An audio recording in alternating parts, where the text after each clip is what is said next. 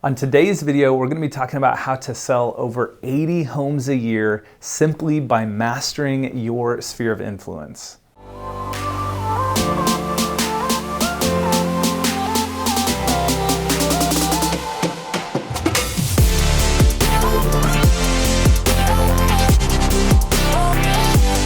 Hey guys, it's Kevin Scoggin with kevinscoggin.com, and I want to welcome you to my YouTube channel. My goal here is to teach you how to create a six-figure income selling real estate without sacrificing your family.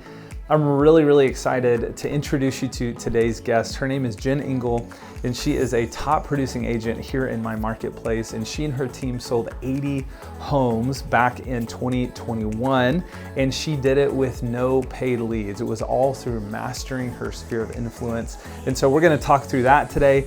Jen is also married and has small kids at home. And so we're gonna talk through how do you juggle a big real estate business, again, without sacrificing the people that you care most about in your life. So if you can, I would say get ready to take some notes, and let's jump into the conversation. Well, Jen, thank you so much for joining me today. I'm really excited. Yeah, thanks for having me. It's an honor to be on here. I'm excited too. Awesome, of course. Well, before we jump in, I have lots of things I want to ask you and learn from you, but tell us just a little bit about who you are and kind of the 60-second bio of you and your business. All right. So I'm born and raised in Oklahoma, so haven't ever left.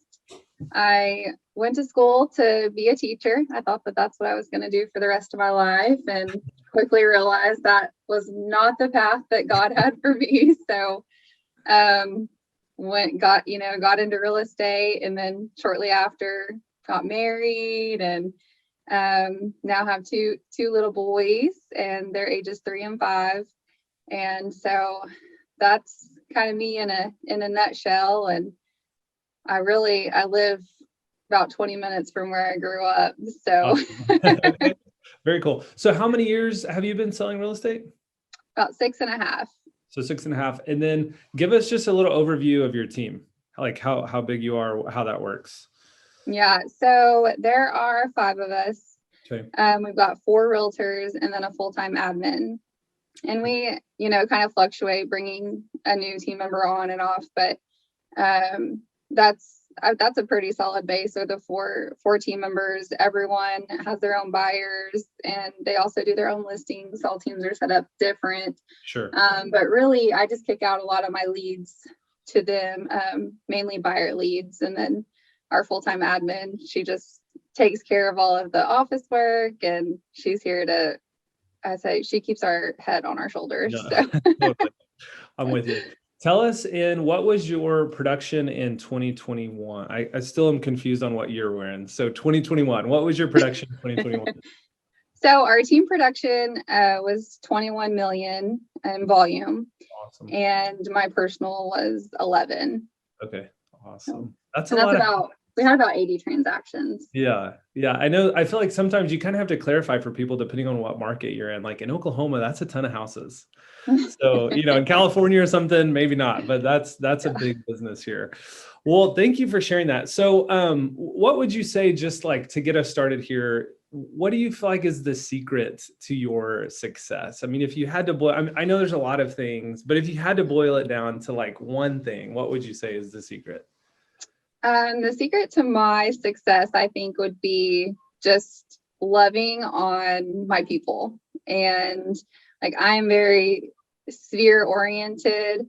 I don't buy leads. And I learned that real quick from the beginning, that I'm a super awkward person. So like calling people that I don't know, knocking on their door, like it made my stomach churn, like just did not. And, I was like, I know a lot of people know me.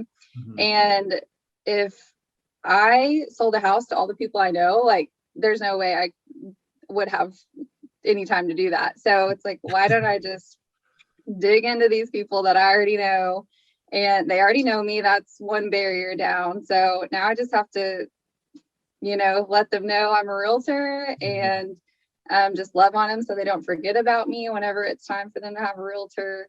So I would say that that's just loving on my sphere, I think would be my biggest secret. I think that's good. And that doesn't cost any money, which is awesome. Exactly. Yes. So I think, Jen, that there is this misconception in real estate that in order to be successful or run a big team, that you have to spend thousands of dollars a month on leads. And so I'm so thankful that you even kind of mentioned that in passing there, that you don't buy any leads. And I think for most agents, there's this, they know they should be working their sphere of influence. They know they should be serving them. But I think a lot of agents struggle to figure out, what does that even look like practically? You know, in a lot of ways, it's easier to give a lead vendor a few $1,000 and then receive numbers to call, I think, sometimes, than it is to get creative on how to reach out to the people that know, like, and trust you. So what are some practical ways through the years that you have done that? And you didn't mention this. I want to mention, I mean, you are one of, if not the top agent at a brokerage of well over 300 agents. And so again, just for our listeners to understand, Jen has a big business. So what are some of the practical ways that you have loved on your sphere of influence to then turn them into clients? So I do farm. I farm specifically to my clients. So I just, the people that I know, whenever I first got started, I reached out to them through social media to get addresses and birthdays. So, just always celebrating birthdays and sending quarterly mail outs, whether it's a football schedule, something simple. And then just trying to add value to them. And I really leverage social media because everyone's already on social media. And then we're on social media daily too. So I use that a lot. And I feel like that's very practical to use to stay in touch with them. And something that I really enjoy doing are client events. And it's just like spoiling them. And it really just sets us apart from, I think, there are other teams that do events, but it's just something unique that not a lot of people do. And it really just drives, like, I want them to feel like part of like the Eagle Home Team family. And they're coming in with their families, meeting, personally meeting my family. And we're just like really connecting on a different level than a business level whenever, throughout a real estate transaction. And so I think that like really holds like longevity in your relationship with them because they've connected with you on a different level. So I would say, social media and those events are really big for me. How many typically events do you do? I know COVID has changed a lot of things. Yeah. But typically, how many events are you trying to do? 2 or 3 or 1, or what does that look like?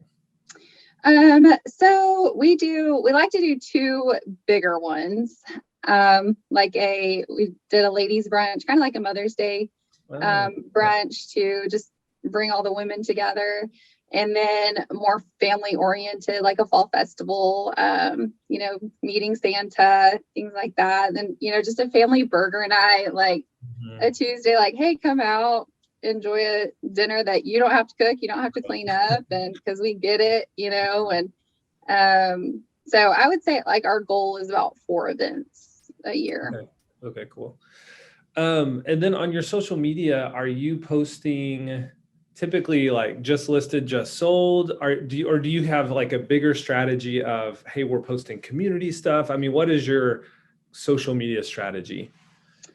So I try to keep the like just listed, just sold mainly on our business page. I do show that some of on my personal, but I just really try to I'm pretty transparent, and just want people to realize like I'm not perfect and don't try to, show that I am, and just want them to see me as authentic. So I just really show a lot of my family and just try to incorporate real estate within that. Like if we're out showing a house or getting mailers together and, my boys are helping me, like showing that that's part of our lifestyle and not trying to hide that I have kids and a family and a life, so that's, I would say on my personal page, I I try to incorporate real estate into the lifestyle. That's good. I love that. I think that's, and this was me for years. I only posted just listed, just sold. And then I realized like, oh, that probably gets old. So I love hearing that you incorporate more than just your real estate life. And I think that's a great practical, for sure. So you mentioned husband, kids. I'm in a similar season of life, married, have a 2-year-old, 4-year-old, and one on the way. I would love to hear, so I'm really passionate about helping agents, not, I just believe our families shouldn't have to suffer because we sell real estate. And I know that it's easy to do. It's easy to work 24/7. I think sometimes the pressure of client expectations, like I totally get it, but I think there's a way to create the business in such a way that your family doesn't suffer. So I'd love for you to speak to that a little bit. You have young kids, you have a husband, you certainly aren't selling real estate 24/7, 365. So what are some practical things that you have implemented in your life that has helped protect your family in the midst of running a really big business? So I'm very, like, I like to be available whenever my clients need me. So that's probably one of my biggest hurdles, is learning just to set boundaries. And I learned quickly that your clients, when you respect your boundaries and yourself, like, your clients respect those too. But when you leave it wide open, like, they're not going to see that boundary, and they think it's okay to call you at 10 p.m., when it could wait until the morning. And so I think just setting those expectations up front with clients, and that protects time at home, and not being afraid to let them know, like, hey, I'm going to be at my kid's sports event at this time. So I'm not going to be available. It's not a disservice to your client, but I think it's almost more of a, like, better service, because they don't think you're ignoring them. You've just set that expectation up front. Like, I'm going to be gone at this time and this time, or I don't take phone calls after this time. Like, they know that from the beginning. And so I think that's one of the big things that really protects that time, because with little ones and marriage and, evenings are hectic. So you really only get a small amount of time in the evenings to be with them. So I think protecting that time has been really important for me. And whenever I first got started, I got married shortly after, and then had kids after that. But so I kind of had to transition from working. I worked 24/7 because I had the time to do it. And then transitioned into the more of the family lifestyle. So I just kind of backed into it. And a book that I love is Atomic Habits, and just talks about, like, identifying yourself. And so I think just identifying who you want to be, because that's the great thing about real estate, is you can build your business however you want. So just identifying who you want to be and what you want your business to look like, and just building it from there, and they'll respect that, and they will seek you out for that. So good. I had someone, I think that's super practical. I had someone tell me early on that, if you have a client that doesn't respect your boundaries, they're probably not a client that you want to be working with anyway. And so that's something I've really clung to. And I'm with you. I think it's instrumental to communicate those expectations on the front end. So I think that's good. What would you say, Jen, to a new agent who's watching this? And, I reflect a lot on my time as a new agent. And I just remember, observing Grant, who is your broker and our mutual friend. And I just remember, he was listing all these properties and selling all these homes. I remember thinking, here I am feeling like I'm just twiddling my thumbs during the day, like not knowing what to do. And I remember thinking, like, how does he do it? And it can be frustrating as a new agent, to observe agents succeeding around you and feeling like, what am I doing wrong? So I'd love to hear what would be, maybe 1 or 2 pieces of practical advice that you would give a new agent that is feeling like they're struggling to get some traction. I would say one main thing that I really focused on starting, and still focus on now, is to work when you don't think there's work. Like if just because you don't have current clients, you're not out showing houses right now, like there's still work to be done so that you have clients next month. That's so And good.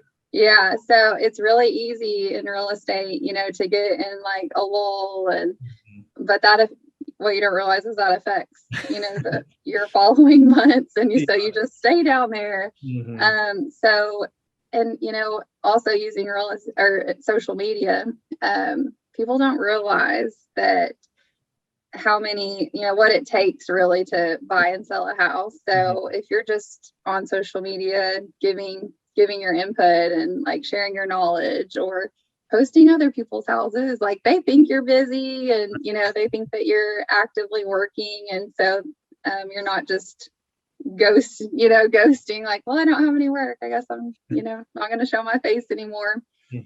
So definitely, work when you don't think that there's any work. And I think something else is like just knowing that all clients aren't for you and you're not for all clients, because that can really get you down, losing a client, a deal falling through. So definitely, don't just brush it off your shoulders. I think there's always a learning lesson, something to learn from those instances, but just not letting it get you down and realizing like you are creating your business for the people that you want to work with, and knowing that you will find those clients if you put the work in. And